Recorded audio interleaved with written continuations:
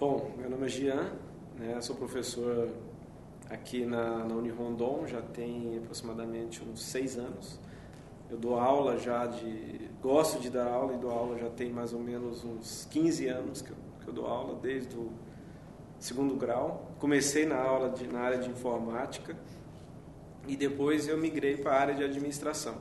O fato que eu gosto de citar muito com relação o meu crescimento e o meu gosto pelo curso de administração foi que quando meu pai tinha uma empresa, uma empresa de materiais de construção, que por sinal fica até aqui perto da Unirondon, aos meus 14 anos de idade ele já me levava para trabalhar, ou seja, para conhecer como é que funcionava uma empresa. E a partir dali eu decidi, não, eu quero ser administrador. Então aos meus 14 anos de idade eu já sabia que eu queria ser um administrador. E foi por isso que eu quis seguir a carreira de administrador, porque isso faz com que a gente tenha uma amplitude, tenha uma visão de negócio, de mercado, e foi a vocação que eu vi, que eu identifiquei que seria um bom negócio, uma boa oportunidade, e também dar aula, porque não adianta você aprender, saber, ser, e ao mesmo tempo não promover isso. Então eu encontrei a aula como uma forma de promover, de divulgar as técnicas e um pouco mais sobre gestão e administração.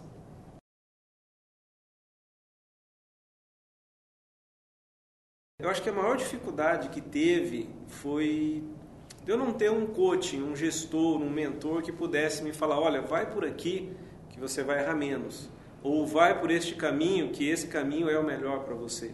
Na minha época foi muito difícil, né? Eu formei em instituição privada, mas eu sempre gostei de liderar as pessoas, as equipes, os meus colegas de aula, inclusive. Né? Eu sempre gostei de estar à frente, de liderar. E isso foi um aprendizado que eu tive errando mesmo, levando pancada no dia a dia. E a gente vai adquirindo um pouco de experiência e vendo que tem que melhorar de um fato aqui, de uma coisa ali. Agora, se você tem um mentor que te orienta, olha, vai por aqui, que aqui você vai conseguir otimizar teu trabalho, teu resultado. E se você evitar esse caminho, você, com certeza, você pode trazer mais resultados.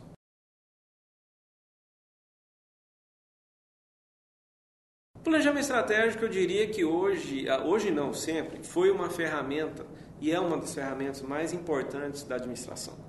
Por quê? Porque o planejamento estratégico ele permite para uma empresa e até para os profissionais que trabalham dentro de uma empresa, a ter uma dimensão de gestão, de visão de longo prazo, de técnicas, de ferramentas para você cuidar dentro de uma empresa, desde a forma que ela vai atuar no mercado, desde a forma que ela vai promover um produto, uma técnica para fazer uma boa gestão financeira ou econômica, e depois disso começar a ter resultados. Porque o planejamento estratégico nada mais é do que um processo que estrutura, que fundamenta a base para uma empresa ter uma extensão do seu ciclo de vida.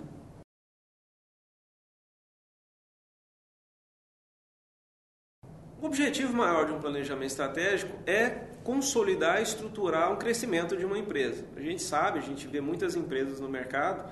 Eu, por exemplo, atuo na área de consultoria, a gente percebe que tem muita empresa que nasce em função de um boom.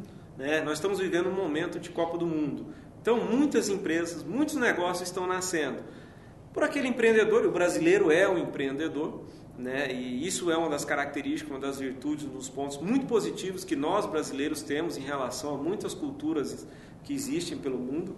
Né? E isso faz com que o brasileiro não perca tempo, ele já sai, ele quer fazer, ele quer começar a trazer resultado, e aí o que acontece? Nessa ânsia, nessa vontade de fazer muita coisa, ele acaba atropelando aquela necessidade, aquela estrutura de você seguir passos para que você minimize os erros ou as falhas que o mercado vem. Então, qualquer uma oscilação, uma crise econômica como aconteceu em 2008, muitas empresas quebraram, tiveram dificuldade.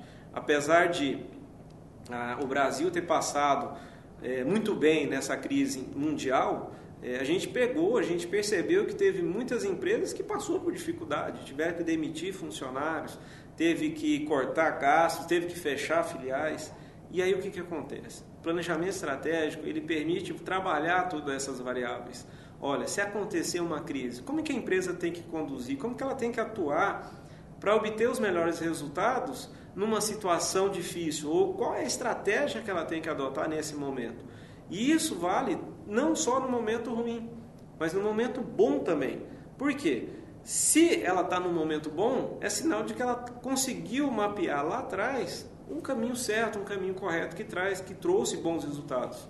Desenvolvendo novos produtos, acompanhando a tecnologia que tá evoluindo sempre, os profissionais que trabalham na área, na empresa, ou seja, desenvolvendo o planejamento estratégico, eles se prepararam e estão acompanhando o mercado. Isso faz com que a empresa consiga ter um foco, ter um direcionamento. E aí, falando em termos de planejamento, ter uma visão clara, né, ter os seus negócios bem definidos, os seus valores de forma bem sustentável. Se fala tanto em sustentabilidade, hoje as empresas têm que valorizar mais essa questão do valor sustentável. E o que é ser sustentável? É você, em vez de demitir um profissional porque está em crise, é promover essa pessoa, desenvolver essa pessoa para que esse resultado se expanda ou ela crie alternativas para conseguir atuar no mercado econômico, seja criando um novo produto, uma nova estratégia de atuação.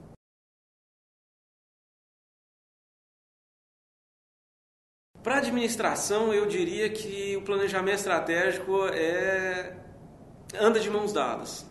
Por quê? Porque hoje, vocês estão no curso de administração, vocês sabem que vocês aprendem N ferramentas, né? Gestão orçamentária, gestão pública, gestão financeira, custos, matemática, empreendedorismo principalmente. Tudo isso é bonito. Tudo isso é bom, tudo isso é importante. São ferramentas que isso faz com que fortaleça o administrador para estar preparado para atuar no mercado de trabalho.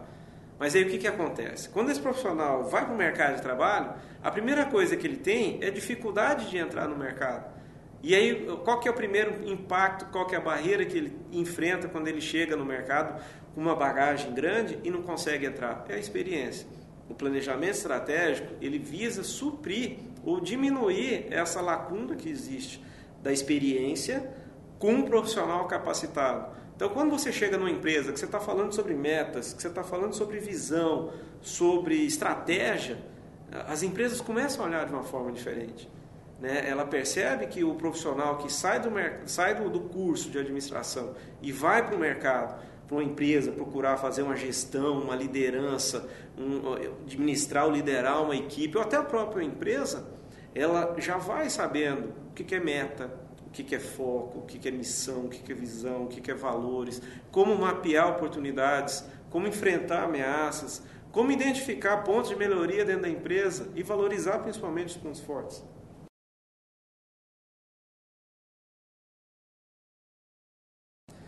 Olha, eu diria que sim.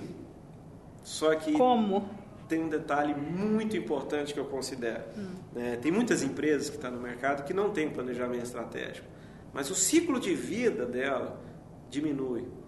Por quê? Porque se você for analisar, essa empresa ela nasce de uma necessidade. Ela cresce. E ela vai crescendo por quê? Porque a necessidade vai ampliando, vai expandindo. Chega um momento que vem concorrente, vem empresas de fora mais preparadas, mais estruturadas. E aí o que acontece? Ela fica no mercado numa situação que ou ela fecha as portas, ou ela vai ter que vender essa empresa para uma empresa mais forte.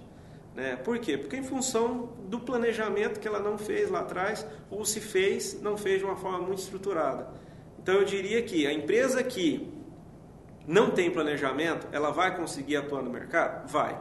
Mas num tempo menor do que uma empresa que tem uma estrutura de planejamento mais consolidada. Né? Essa empresa, quando ela tem um planejamento, quando eu falo de planejamento, eu estou falando de uma empresa que tem um ciclo de vida 10, 20, 30, 50, 100 anos a mais do que aquela que nasceu de uma necessidade de mercado e não tem um planejamento.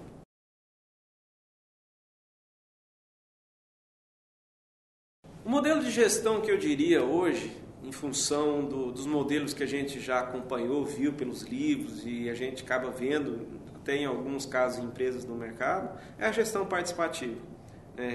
O que seria a gestão? O que é a gestão participativa? Eu diria que hoje o modelo que está em ênfase no mercado é o modelo onde os funcionários, os colaboradores participam, vivenciam a empresa. E vamos imaginar o seguinte, uma empresa está crescendo no mercado. Essa empresa ela tem que distribuir os lucros, os resultados para essa equipe. Por quê? Porque essa pessoa faz parte daquela empresa, ela contribui de uma forma significativa para o resultado, para o crescimento daquela empresa. Então hoje, as empresas que estão tendo sucesso no mercado são as empresas que têm esse modelo de gestão participativa. E aí eu diria, faço um link com a sustentabilidade. São as empresas que pensam longe, que querem ter uma estrutura de subsistência de longo prazo. Então hoje, você valorizar o funcionário, o colaborador, com resultados inclusive financeiros, pelo trabalho que ele promoveu para a empresa, e a empresa valorizar isso é uma gestão participativa. O funcionário que está acabando de entrar na empresa, na base, e você galgar estruturas para que ele consiga crescer dentro da empresa, ele se tornar um gerente, um encarregado, um supervisor e até um diretor e quem sabe no futuro um presidente. Isso também está ligado à sustentabilidade e gestão participativa. A empresa preocupar com aquele profissional que está na base e fazer um desenvolvimento para que ele consiga chegar até a pirâmide, até a ponta da pirâmide e continuar dando sustentação para o crescimento da empresa.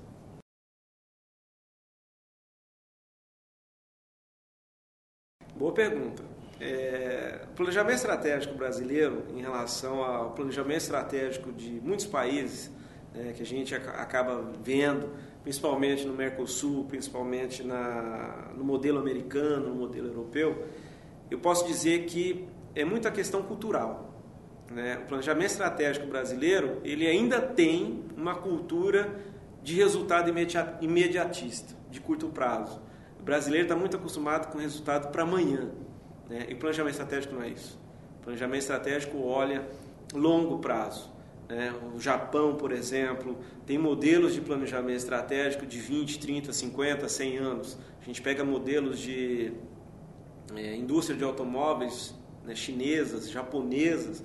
Eles têm planejamento de 20, de 30, de 50 anos. Se você perguntar para aquela empresa o que ela quer ser, onde que ela quer estar daqui 50 anos, ela tem como te falar. Pode ser que não chegue naquele patamar, naquilo que eles almejaram hoje para daqui 50 anos, mas eles têm um foco. E o planejamento estratégico de muitas empresas brasileiras eu diria que hoje ela é muito imediata. Se pensa em 10 anos, se pensa em 5 anos.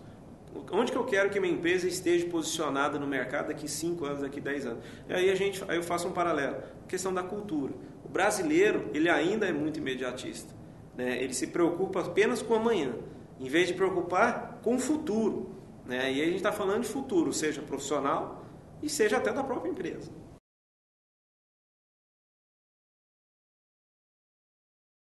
Os principais pontos, eu diria, no planejamento de longo prazo.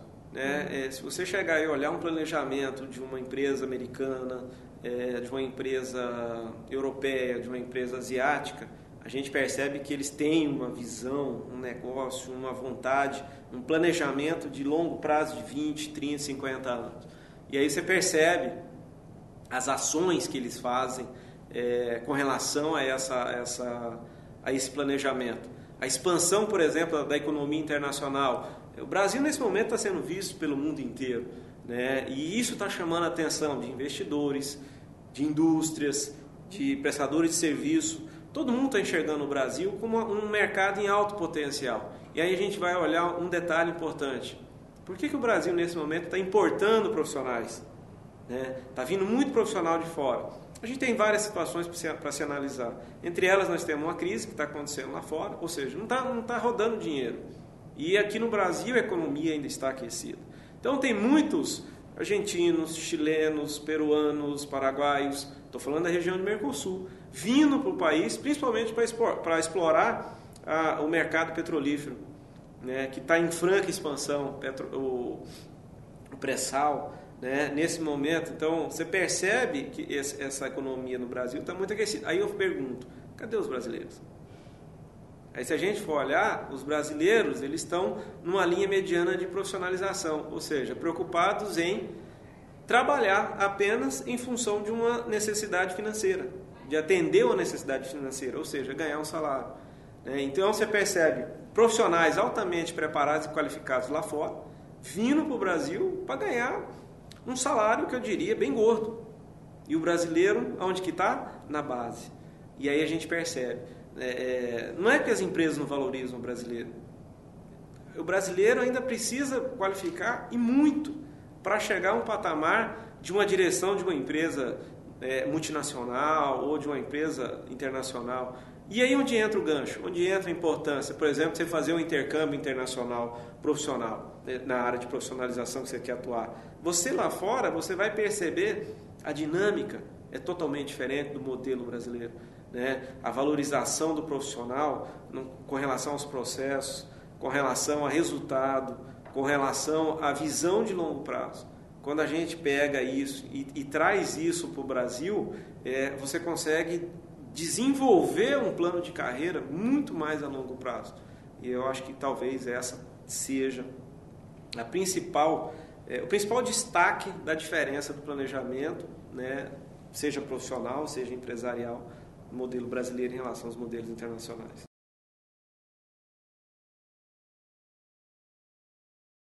A primeira coisa que eu valorizo no administrador hoje é que tem que ser um profissional de atitude. Eu já dou aula muitas vezes para vários cursos de administração e outras áreas, mas falando especificamente do administrador, eu acho que o administrador ele tem que ter uma bagagem, que não precisa ter muita coisa, mas se ele tiver atitude, tiver interesse em aprender, conhecer o que está acontecendo, estudar, estar atualizado com relação às ferramentas, o que o mercado está exigindo, o que o mercado está precisando, está necessitando, eu acho que ele já tem um diferencial muito grande em relação aos concorrentes dele. E quem são os próprios concorrentes do administrador? São os próprios profissionais que vão para o mercado, só que de certa forma vão tão preparados. E eu dou aula, a gente percebe muito bem isso. Aqueles alunos que se interessam na disciplina, que buscam aprender e que vão além da sala de aula. Por quê? Porque a sala de aula hoje, e a gente percebe que daqui 5, 10 anos esse modelo vai estar ultrapassado, a gente vai investir muito, a gente vai ver muito investimento na área de aprendizado virtual. Esse modelo tradicional que a gente tem hoje, a tendência é ser substituído por modelos mais dinâmicos. E o profissional administrador hoje, ele tem que ser mais dinâmico. Ele tem que acompanhar a tecnologia, ele tem que ter atitude, nem que ele erre. Se o administrador, o profissional de administração errar, ele ainda sai na frente daquele que nem tentou. E eu acho que isso é um diferencial. Então, acho que a atitude, vontade de aprender, de conhecer, estar atualizado, é fundamental hoje para um bom profissional.